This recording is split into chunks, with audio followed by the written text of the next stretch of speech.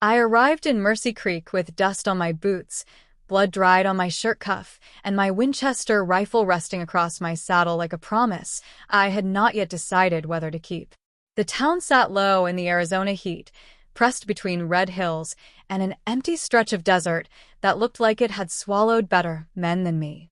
The main street was nothing more than packed dirt, wagon tracks, and a line of wooden buildings leaning against the sun. A blacksmith's hammer rang somewhere down the road. A dog slept beneath the shade of a water trough.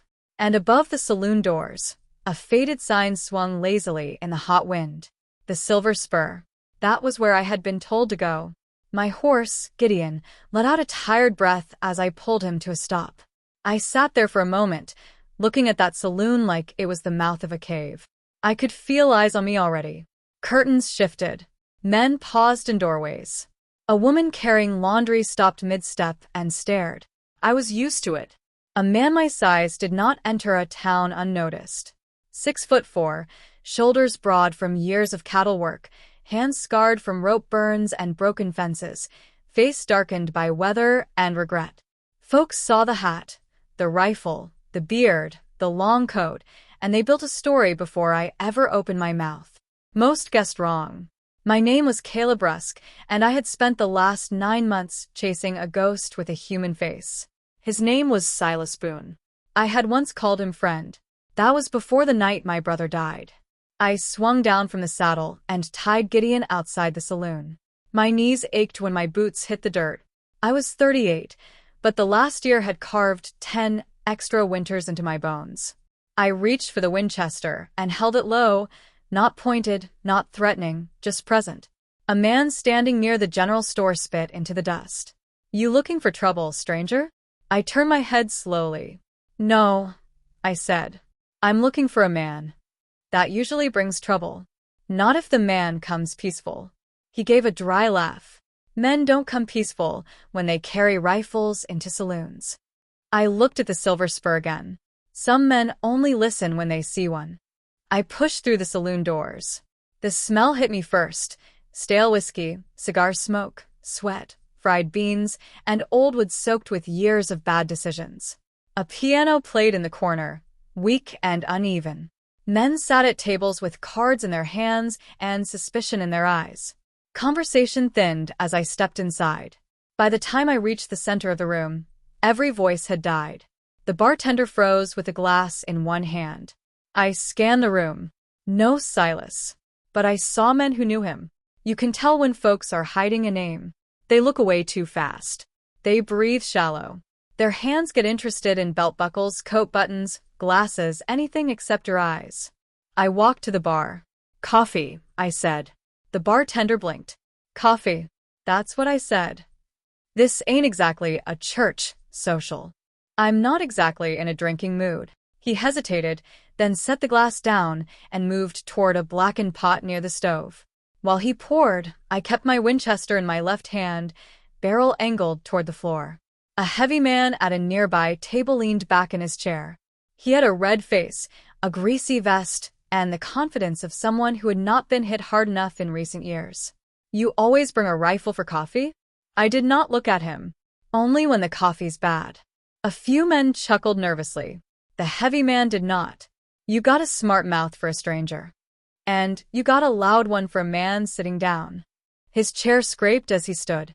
That was when I heard the small voice. "Please don't." It came from behind the bar.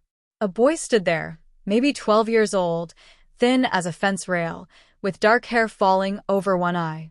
He was holding a tray of dirty cups, but his hands trembled so badly the cups rattled together. The heavy man looked at him. "Quiet, Eli." The boy lowered his head. I finally turned.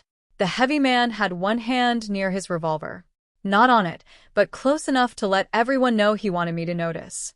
"I don't know who you are," he said, "but this town don't need another drifter acting like he owns the floor."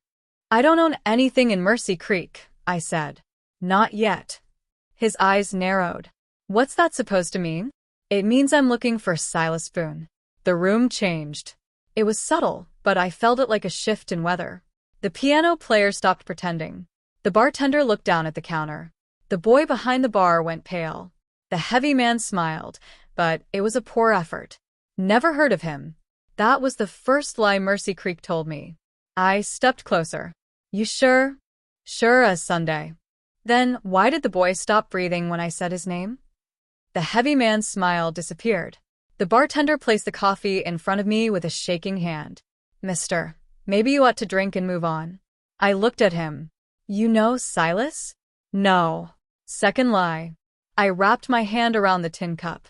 The coffee was bitter and hot, and for a second, the taste dragged me back to another morning, another fire, another life. My brother Daniel had loved coffee black enough to float a horseshoe. He had been the better man between us, patient where I was hard, gentle where I was stubborn.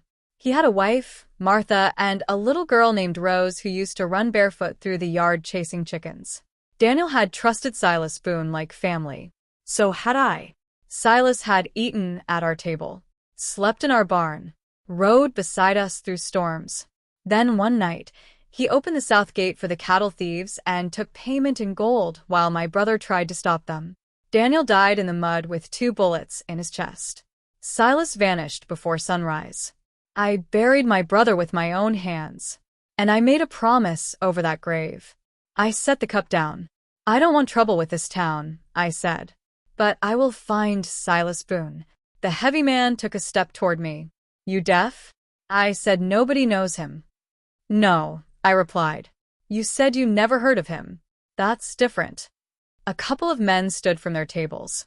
Not fast, not eager, just loyal to fear.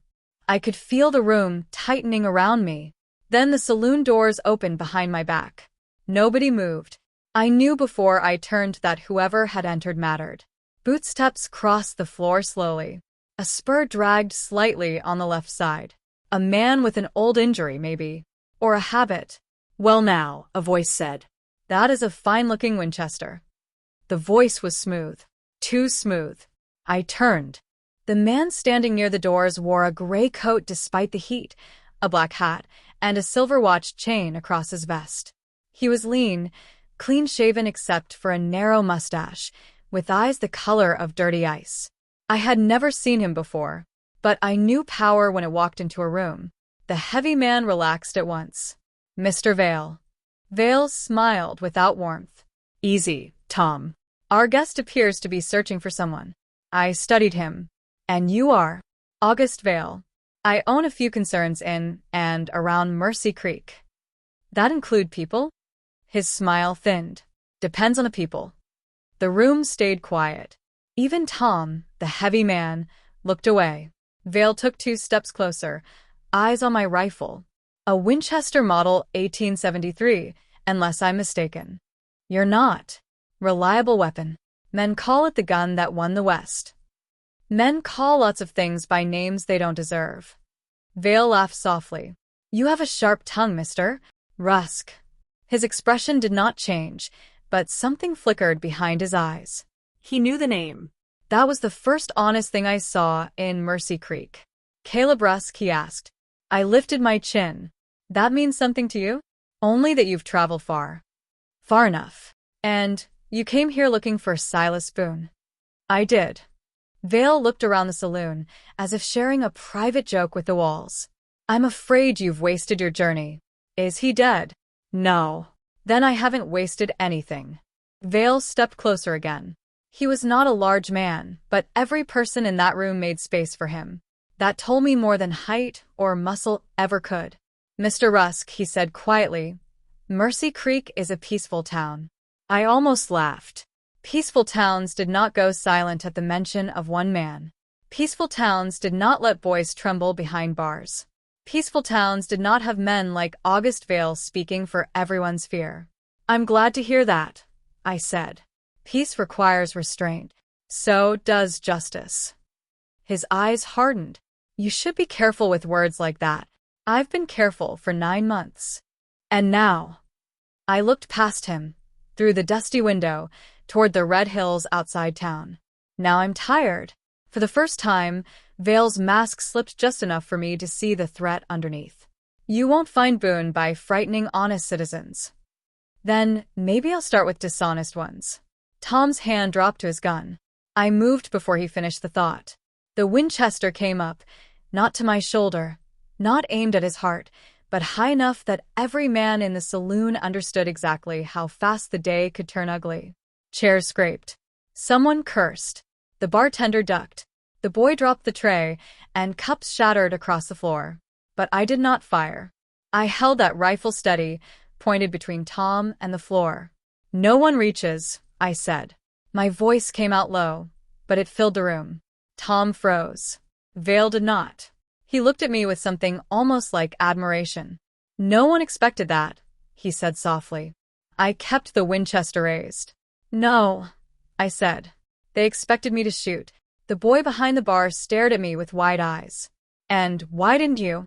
Vale asked. I looked straight at him. "Because I came here to find a murderer, not become one for your entertainment." For a moment, nobody breathed. Then, from the back of the saloon, an old woman's voice cut through the silence. "If you want Silas Boone," every head turned. She sat alone at a corner table, wrapped in a faded blue shawl despite the heat. Her face was lined and sharp, her white hair pinned beneath a black bonnet. I had not noticed her when I entered, but she had noticed everything. Vale's face darkened. "Mrs. Wickham." She ignored him and looked only at me. "If you want Silas Boone," she repeated, "you best ask why Mr. Vale is so afraid of you finding him." The silence that followed was different, deeper, dangerous. Vale turned slowly toward her. "That is enough." The old woman lifted her chin. "No, August. "It was enough when you buried my son in a pauper's grave. It was enough when you took the ranches. It was enough when you brought Boone here and gave him a badge like Sing could be polished clean." My grip tightened on the Winchester. "A badge?" I asked. The old woman's eyes met mine. "Silas Boone is the sheriff of Mercy Creek." My heart struck, once hard. The room blurred at the edges. Sheriff. The man who had betrayed my brother, robbed my family, and vanished into the desert had not been hiding in Mercy Creek. He had been ruling it, and before I could speak, the bell outside began to ring. Once. Twice. Then again and again, sharp and frantic. A man burst through the saloon doors, face white with panic. "Riders coming from the east," he shouted. "Sheriff Boone's with them." Every eye turned to me. I lowered the Winchester slowly. Outside, thunder rolled across the dry land. Not from the sky, from hooves. And for the first time in 9 months, I knew exactly where my brother's killer was. He was coming straight toward me. The sound of hooves came rolling into Mercy Creek like a storm with no clouds. I stepped out of the silver spur with my Winchester in both hands, the saloon doors swinging behind me, and every eye in town fixed on my back. For a moment, the heat seemed to stop moving. Even the dust hung still in the air, waiting to see whether I would become a fool, a killer, or a dead man. The bell kept ringing near the church. Clang, clang, clang. No one shouted anymore. No one ran. Folks simply disappeared into doorways, behind curtains, around corners. Mercy Creek did not look like a town preparing to welcome its sheriff home.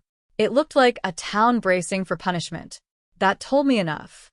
August Vale came out behind me, calm as a banker on payday. "You still have time to ride away, Mr. Rusk." I did not look at him. I rode too far to turn around now. "You think facing Boone in the street will bring your brother back?" No. "Then what do you expect it to bring?" I watched the dust rising on the eastern road. "Truth." Vale gave a soft laugh. "Truth is a dangerous thing. Most men ask for it only until it costs them something." I finally turned my head. "What did it cost you?" His expression hardened. Before he could answer, the riders came into view. There were 7 of them. 6 men rode in a loose line, sunburned, armed, and mean-looking. But the man in the center was the one I saw first. He wore a brown duster, a pearl-handled revolver on his hip, and a silver badge pinned to his vest like a joke told at a funeral. Silas Boone. 9 months had changed him less than it had changed me. His hair was longer, his beard trimmed neater, and his clothes finer than anything he had worn back on my ranch. But the face was the same. Narrow eyes. Crooked nose. Smile too easy. A man who always looked like he knew where the exits were. He pulled his horse to a stop in the middle of the street. And then he saw me. The smile left his face. For the first time since Daniel died, I watched fear touch Silas Boone. Not much. Just enough. Caleb, he said. My name sounded wrong in his mouth. Silas. His men shifted in their saddles. One put a hand near his rifle. I lifted my Winchester slightly, not aiming, only reminding them that my patience had limits. Boone noticed. Easy now, he said, raising one hand. No need to turn the whole street into a graveyard. You didn't mind graveyards last winter. A muscle twitched in his jaw. Vale stepped forward. Sheriff Boone, Mr. Rusk arrived making accusations. I'm sure he did. Boone looked at me, trying to rebuild that old smile. Caleb always had a temper. I took one step into the street. You say my name again like we're friends, and I'll forget I came here civilized. His men did not like that.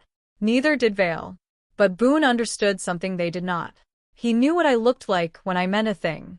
He swung down from his horse slowly, boots landing in the dust. All right, he said. You want to talk, we'll talk. I want the truth. Truth about what? That almost made me laugh. Daniel's face flashed before me, mud on his cheek, blood darkening his shirt, eyes open to a sky that never answered. About the South Gate, I said. About the cattle thieves. About the gold you took. About my brother. Boone's eyes flicked once toward Vale. There it was. Small. Quick. But I saw it. The old woman had been right. Boone was not just hiding under a badge. Someone had given him shelter. Someone had washed the blood from his hands and called him law. Vale spoke before Boone could. These are serious claims. If you have evidence, you may present it properly. Properly? I asked. To the sheriff I'm accusing? That is how law works. No, I said. That's how it works when it learns to wear boots. A few people watching from windows disappeared quickly. Boone's face reddened. You best mind yourself. Or what? You'll shoot me like you shot Daniel. The name hit the street hard. Even the horses seemed to go still. For a second, Boone's eyes changed. Not guilt exactly. Men like him buried guilt deep. But memory? Yes. I saw memory. Then he shook his head. I didn't kill your brother. My hands tightened around the rifle. You opened the gate. No. You took gold. No. You ran before sunrise. His jaw clenched. Because I knew you'd blame me. I stepped closer. I found your spur in the mud by the south fence. That proves I was there. Not that I killed him. You expect me to believe that? I expect you to listen. I had dreamed of this moment for 9 months. In every version, I came upon Silas Boone and knew exactly what to do. I would make him confess. Or I would drag him back in chains. Or I would put him in the ground and sleep better after. But now, standing in that street with a whole town watching, I felt something I did not expect. Doubt. Not forgiveness. Never that. But doubt is a crack in anger, and once anger cracks, other things begin to leak through. Boone lowered his voice. Daniel was alive when I left him. My breath caught despite myself. You liar. I swear it. Don't swear on my brother. I'm telling you, Caleb, he was alive. I raised the Winchester until the barrel pointed at his chest. Every man on horseback grabbed for a weapon. Hold, Boone shouted, throwing out one hand. His men froze, but barely. The street was one bad breath away from gunfire. I looked down the rifle sights at the man who had haunted every mile behind me. Say one more word, I whispered, and it better be worth your last. Boone stared at the barrel, and for the first time, he did not look like Sheriff Boone. He looked like the man I once knew. The man who used to sit by our fire and laugh with Daniel. The man who taught Rose how to whistle through her fingers. The man who had eaten Martha's biscuits and praised them like they were gold. That made me hate him more. He swallowed. Vale ordered it. The words fell soft, but they struck harder than a shot. Behind me, someone gasped. I did not lower the rifle. What did you say? Boone's eyes moved past me toward August Vale. Vale's face had gone cold. Boone spoke faster now, like a man who had carried a burning coal too long in his mouth. Vale wanted the water rights under Daniel's grazing land. Your brother refused every offer. So Vale hired men out of Tucson to hit the ranch, scatter the herd, scare Daniel into selling. I felt the world tilt. No. Yes. You were there. I was paid to open the gate. That part is true. My finger tightened near the trigger. But I didn't know they meant to kill him, Boone said quickly. I thought they'd steal cattle. Burn a shed maybe. I was drunk on money and stupid enough to believe men like Vale only wanted pressure. Vale's voice cut through the street. Sheriff Boone, choose your next words carefully. Boone turned on him with sudden fury. I've been choosing careful words for 9 months, August. I'm tired. Vale's riders moved. So did Boone's. That was when I understood. The 6 armed men behind Boone were not truly his men. They belonged to Vale. Boone stood in the middle of his own town wearing a badge and surrounded by guards. A sheriff in name, a prisoner in practice. I lowered the rifle by an inch, not because I trusted him, but because the shape of the truth had changed. What happened after I found Daniel? I asked. Boone's face twisted. I went back. My throat tightened. What? The dust hadn't settled by the time we dragged August Vale into the courthouse. It clung to everything, boots, coats, skin, even the air itself, like Mercy Creek didn't want to forget what had just happened. And maybe it shouldn't. Towns like this had a habit of burying truth faster than bodies. Not this time. I walked behind Boone, Winchester resting low in my hands, watching every movement Vale made. Even with his wrists bound, even with blood still drying across his fingers, the man carried himself like someone who believed this was just a delay, not an end. Men like him always did. The courthouse was small. 1 room, a desk, a holding cell made of iron bars that looked older than half the town. The kind of place where law was more of a suggestion than a promise. Boone shoved Vale into the cell. The door slammed shut with a heavy clang.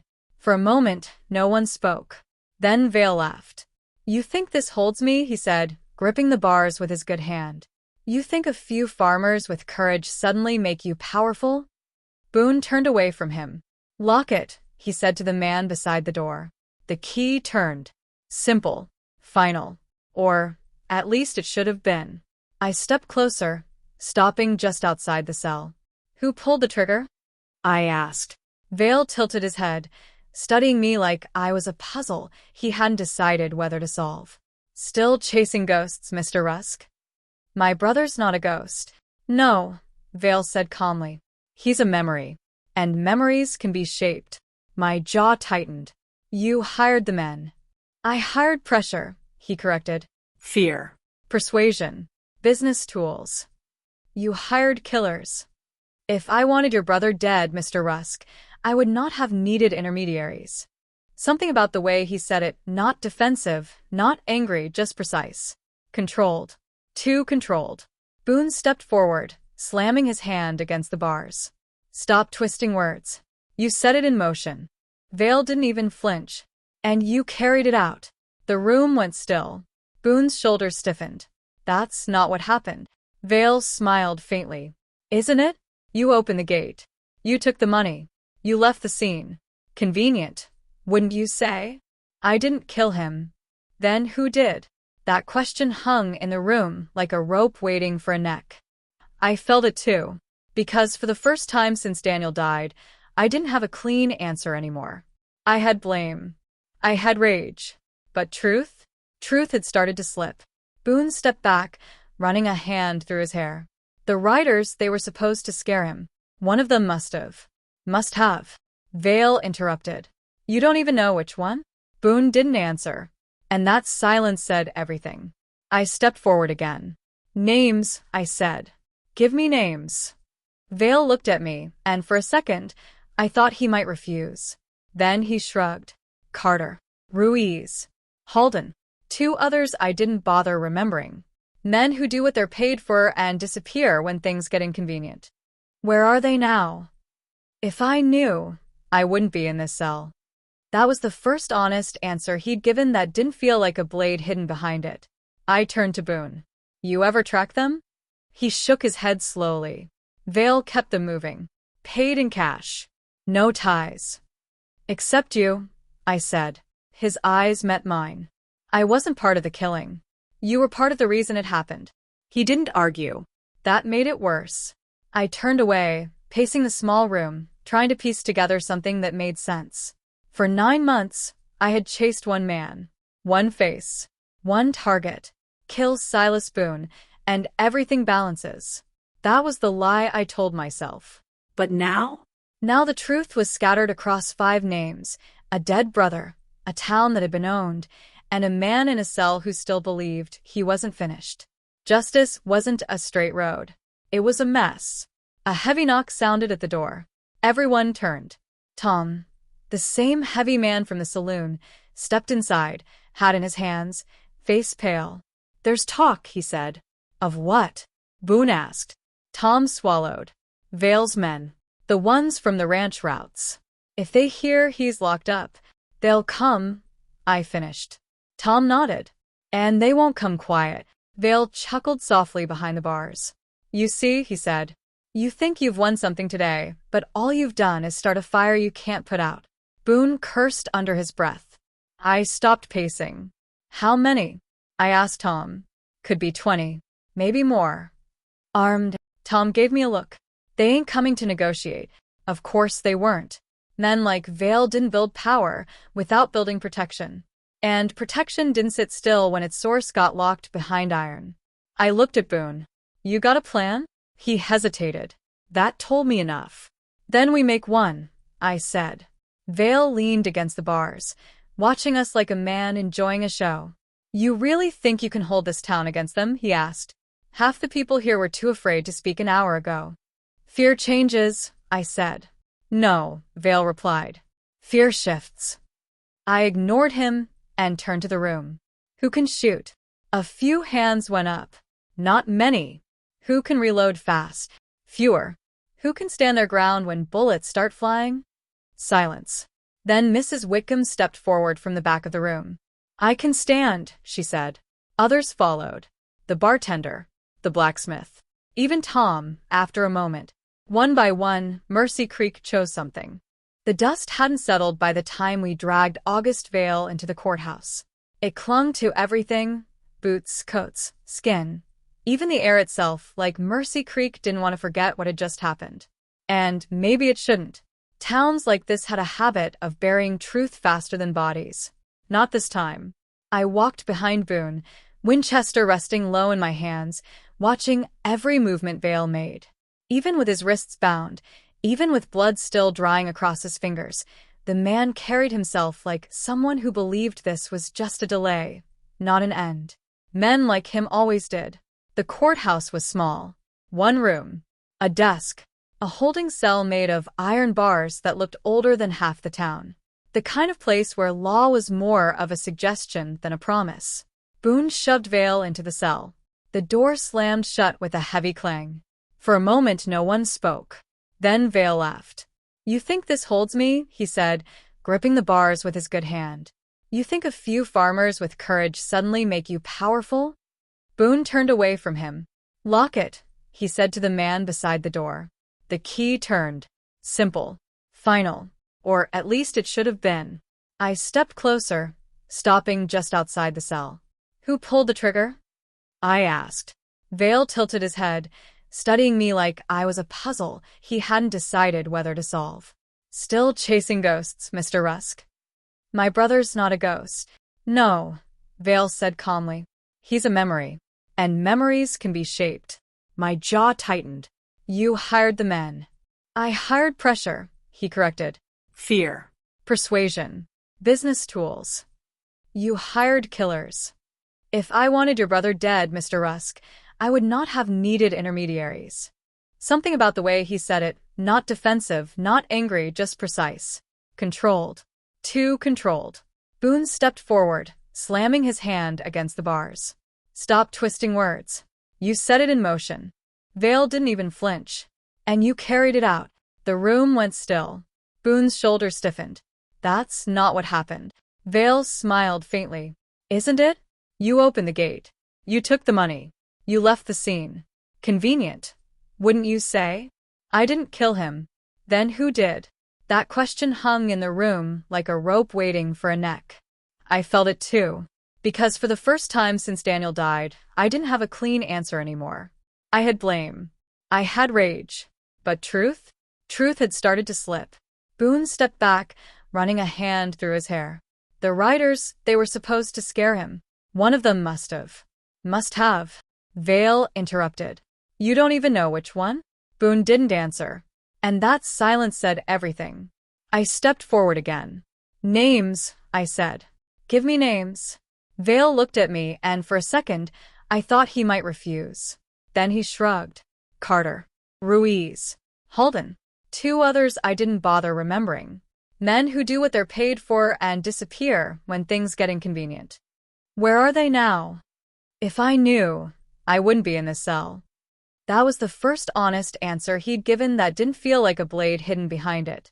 I turned to Boone. You ever track them? He shook his head slowly. Vale kept them moving. Paid in cash.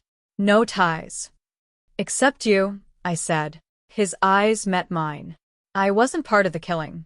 You were part of the reason it happened. He didn't argue. That made it worse. I turned away, pacing the small room, trying to piece together something that made sense. For 9 months, I had chased one man. One face. One target. Kill Silas Boone and everything balances. That was the lie I told myself. But now? Now the truth was scattered across 5 names, a dead brother, a town that had been owned, and a man in a cell who still believed he wasn't finished. Justice wasn't a straight road. It was a mess. A heavy knock sounded at the door. Everyone turned. Tom, the same heavy man from the saloon, stepped inside, hat in his hands, face pale. There's talk, he said. Of what? Boone asked. Tom swallowed. Vale's men. The ones from the ranch routes. If they hear he's locked up, they'll come, I finished. Tom nodded. And they won't come quiet. Vale chuckled softly behind the bars. You see, he said. You think you've won something today, but all you've done is start a fire you can't put out. Boone cursed under his breath. I stopped pacing. How many?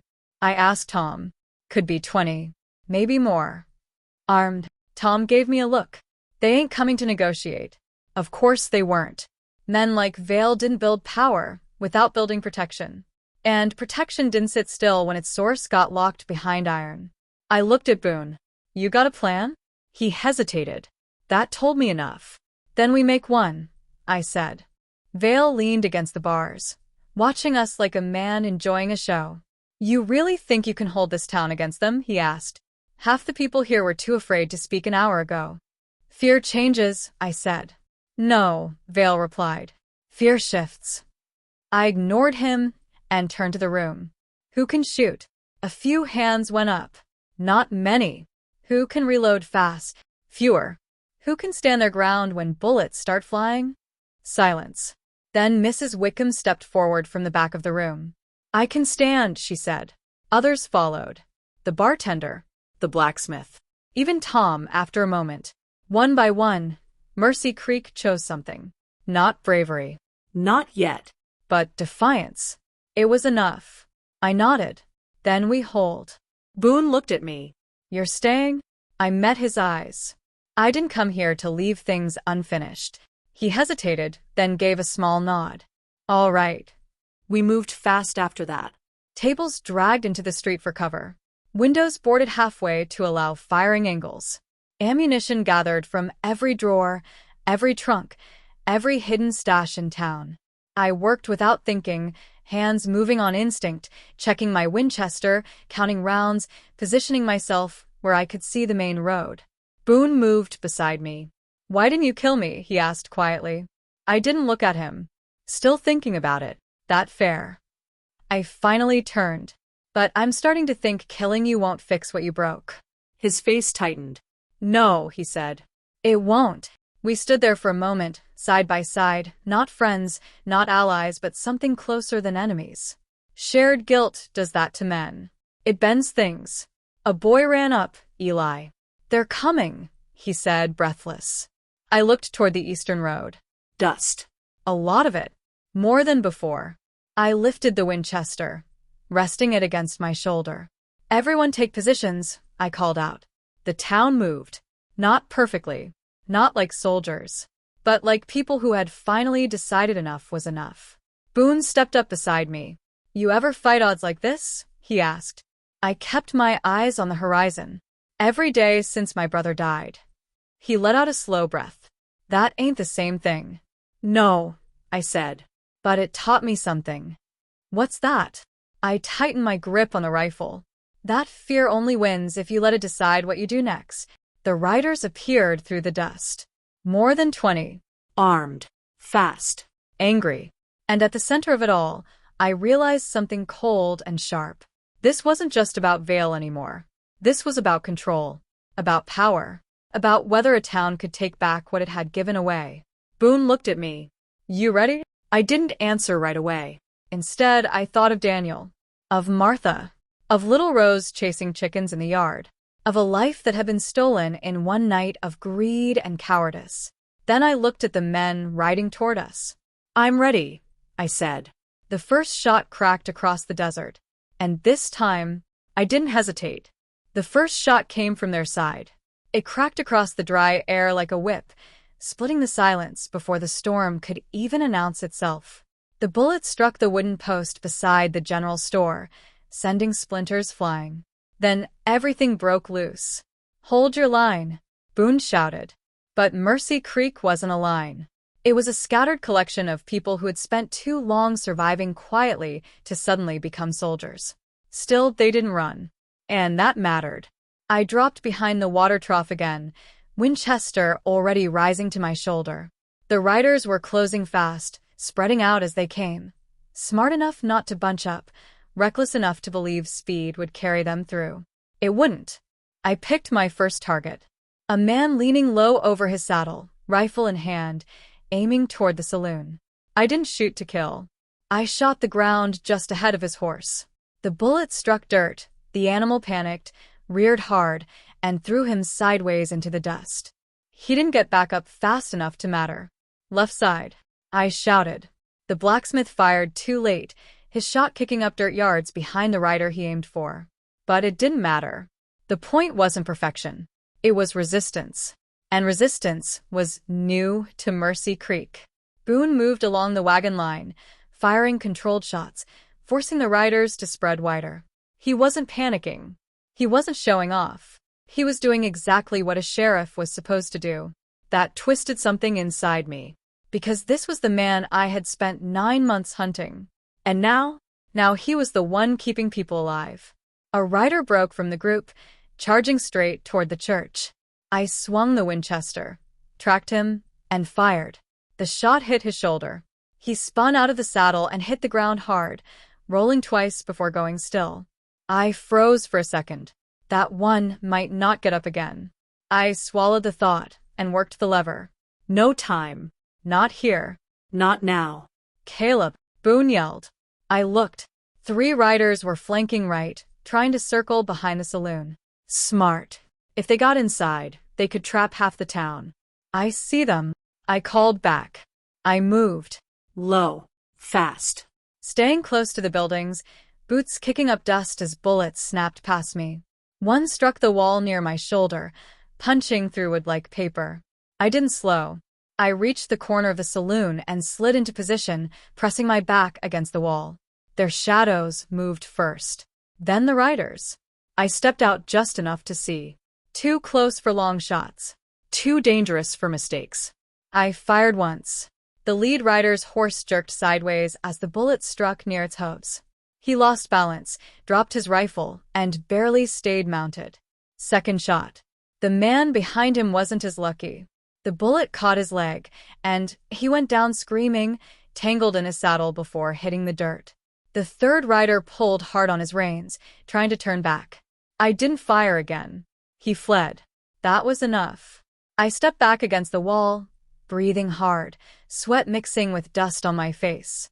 My hands weren't shaking. That surprised me. 9 months ago, I would have chased that last rider down. Would have made sure he never came back. Now? Now I let him run. Because this wasn't about revenge anymore. It couldn't be. Not if I wanted any of this to mean something. I pushed away from the wall and moved back toward the main street. The fight had shifted. The riders weren't charging anymore. They had pulled back, regrouping just outside rifle range. Smart again. They were waiting. Boone stood near the wagon reloading. "They're thinking," he said. "That's worse," I replied. He nodded. "They'll try something else." "Like what?" Before he could answer, the answer came. Smoke. Thin at first. Then thicker. "Fire," someone shouted. I turned. The livery stable, Mrs. Whitcomb's old property, was burning. Flames licked up the dry wood, catching fast in the desert heat. "Damn it," Boone muttered. "They're not trying to break through," I said. "They're trying to burn us out." And just like that, the fight changed again. Bullets were one thing. Fire was another. Fire didn't care who was guilty. It didn't care who deserved it. It just took buckets. I shouted. "Form a line." People moved. Not smoothly. Not fast enough. But they moved. Eli ran past me with a bucket nearly as big as he was. "Careful," I called. He didn't stop. That kid had more courage than half the men I'd known. I grabbed a bucket myself and joined the line, passing water from hand to hand, throwing it against the growing flames. The heat hit like a wall, pushing back against us, daring us to give up. We didn't. Behind us, shots still cracked from time to time, but the riders weren't pushing. They were watching, waiting for the fire to do their work. Vale's kind of thinking. I glanced toward the courthouse. 2 men stood guard outside the cell. Inside, through the window, I could see Vale watching. Calm. Smiling. Even now, that did something to me. Something cold. I handed off the bucket and walked toward the courthouse. Boone noticed. "Where are you going?" "To end this," I said. He hesitated, then followed. We stepped inside. The room was quieter than outside, but heavier. Vale stood behind the bars, hands resting lightly on the iron like he owned it. "Enjoying the show?" I asked. He tilted his head. "You're doing better than I expected." "That disappoint you?" "On the contrary. It makes things interesting." Boone stepped forward. "Call them off." Vale smiled. "You think I command loyalty through simple orders?" "You command it through fear," I said. "Same thing." "No," Vale replied softly. "Fear is earned.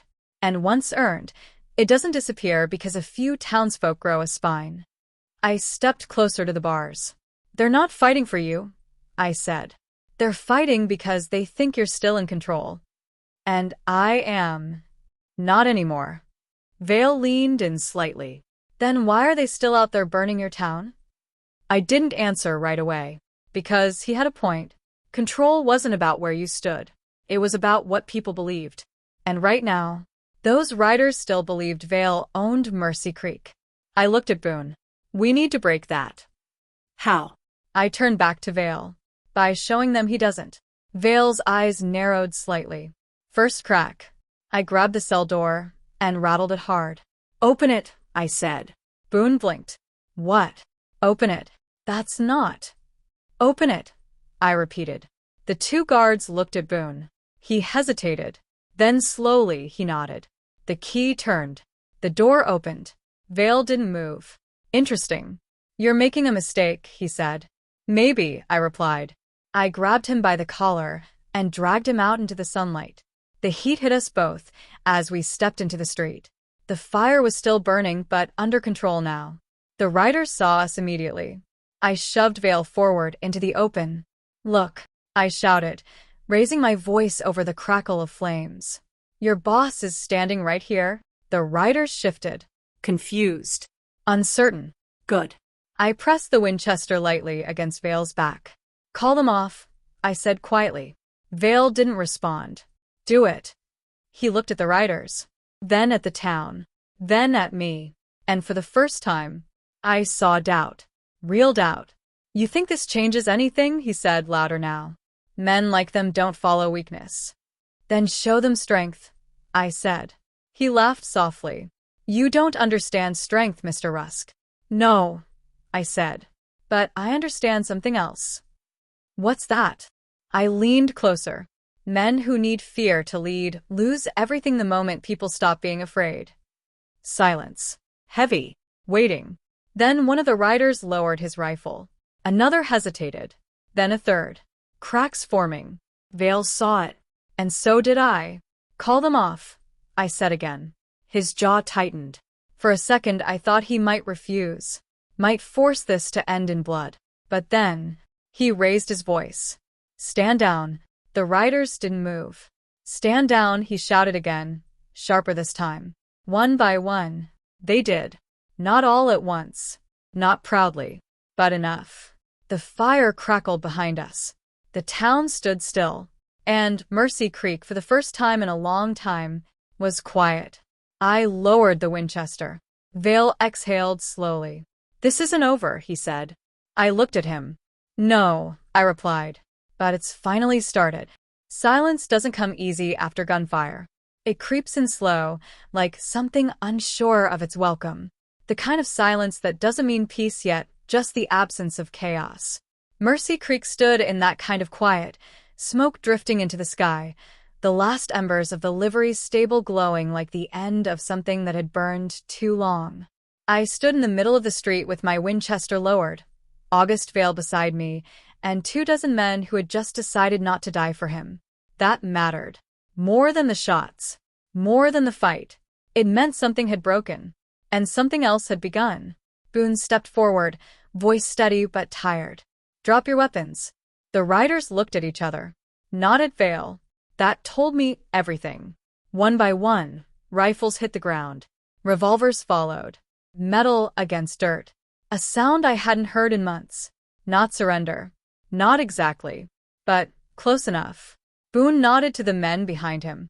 Collect them. They moved carefully, still expecting something to snap. But nothing did. Vale stood still beside me, his eyes scanning the street, measuring what he had lost. Not money. Not land. Control. That was the thing men like him feared most. Get him inside, Boone said. 2 men stepped forward and took Vale by the arms. He didn't resist. That surprised me. As they led him toward the courthouse, he glanced back at me. This ends worse than you think, Mr. Rusk. Maybe, I said. But it ends. He gave a faint smile. Nothing ever ends. It just changes hands. Then he disappeared inside. The door shut. And for the first time since I rode into Mercy Creek, there was nothing left to shoot. I let out a breath I didn't know I'd been holding. My hands finally felt heavy. The Winchester weighed more than it had all day. Boone walked up beside me. You all right? He asked. I didn't answer right away. Instead, I looked around. Mrs. Wickham was sitting on the saloon steps, someone tending to the small cuts on her face. Eli stood nearby, holding a bucket, eyes wide but steady now. The bartender leaned against the doorframe, shotgun resting at his side, staring out like he didn't recognize his own town. They were all still here. Alive. That mattered too. I've been better, I said finally. Boone gave a quiet nod. Same. We stood there a moment longer, not saying anything. Then I turned to him. It's not finished. I know. Vale wasn't lying about one thing. Boone looked at me. Which part? The men he hired. The ones who actually pulled the trigger. His jaw tightened. I figured you'd say that. I need their names, I said. I gave you what I had. It's not enough. It's all I know. I studied him. For the first time since I found him, I believed that might be true. That didn't make it easier. My brother deserves more than I don't know, I said. I know he does. That's not the same as giving it to him. Boone's eyes dropped to the dirt. No, he said.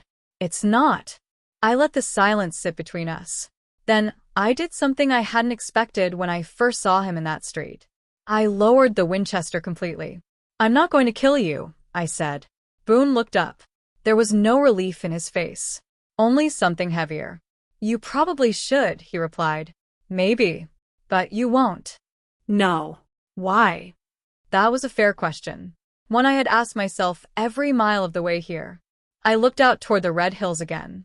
Because the answer wasn't simple anymore. Because killing you won't bring him back, I said. And it won't fix what happened. Boone nodded slowly. It won't. And because I continued, someone's got to make sure the rest of this gets finished. He studied me carefully. You planning on staying? For a while. To help me? I almost laughed. Don't read too much into it. He didn't smile. I'm not. Good. Because this wasn't forgiveness. Not even close. This was something else. Something harder. Responsibility. The kind that sticks whether you want it or not. A shout came from the courthouse. Boone. We both turned. One of the guards stood in the doorway, face tense. You better come see this. Boone looked at me. I gave a small nod. We walked inside together. The courthouse felt different now. Not quiet. Not heavy. Just changed. Like it had stopped pretending. Vale stood inside the cell again, hands resting calmly on the bars. But something about him was off. Not fear. Not anger. Expectation. What is it? Boone asked. The guard swallowed. He asked for you. Boone stepped forward. I'm here. Vale looked at him, then at me, then back to Boone. You'll want to write this down, he said. Boone frowned. What are you talking about? Vale's smile returned. Cold. Sharp. I'll give you the names. The room stilled. I stepped closer. Why? I asked. Vale's eyes flicked toward me. Because I don't like unfinished business. I didn't trust that answer. Not even a little. But I didn't interrupt. Boone grabbed a paper and pencil from the desk. Talk. Vale took his time. That annoyed me, but he did it anyway. Carter Hayes, he began. Ruiz Delgado. Martin Halden. The names hit harder than bullets. Real. Specific. No more shadows. There were two others, Vale continued. But they didn't last long. Hayes killed one over a dispute. The other vanished south. Boone wrote quickly. Where are they now? Vale shrugged slightly. Last I heard? North. Near the Colorado line. Working transport routes. Same business.